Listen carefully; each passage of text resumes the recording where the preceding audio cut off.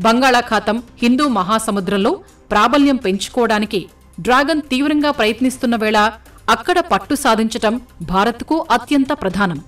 ఇండోనేషియాలోని Sunda, లాంబోక్ జలసంధి సమీపాన నౌకా స్థావరాల నిర్మాణానికి చైనా ప్రయత్నిస్తోంది.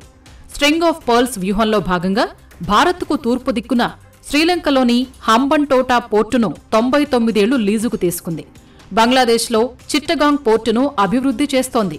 మయన్మార్లోని క్యూయిక్ ప్యూ ప్రాంతంలో డీప్ సీ పోర్టు నిర్మిస్తోంది. అండమాన్ నికోబార్ ద్వీపాలకు 55 కిలోమీటర్ల దూరంలోని కోకో ఐలాండ్స్లో మిలిటరీ స్థావరం ఏర్పాటు చేస్తోంది. ఈ ఎత్తులను చిత్తు చేయడానికి భారత్కు గ్రేట్ నికోబార్ ప్రాజెక్టు ఉపయోగపడుతుంది. ఇక్కడ్నుంచే హిందూ మహాసముద్రంపై నిఘా పెట్టే ఛాన్సు ఉంటుంది. నికోబార్ ఐలాండ్లో భారత మిలిటరీ, నావెల్, కోస్ట్ గార్డ్ స్థావరాలు ఉంటే చైనాకు అస్సలు ఊపిరాడదు. అందుకే నెక్లెస్ ఆఫ్ డైమండ్ పేరిట చైనా వ్యూహానికి భారత్ ప్రతివ్యూహం రచించినట్లు రక్షణ రంగ నిపుణులు చెబుతున్నారు. నికోబార్ ద్వీపంలో నిర్మించే విమానాశ్రయం, పోర్టులతో భారత వాణిజ్య, సైనిక అవసరాలు తీరుతాయని అంటున్నారు. ఈ ప్రాజెక్టు సిద్ధమైతే విశాఖ నౌకా స్థావరంపై ఒత్తిడి తగ్గుతుంది. పర్యాటకంగానూ భారత్ లబ్ధి పొందుతుంది.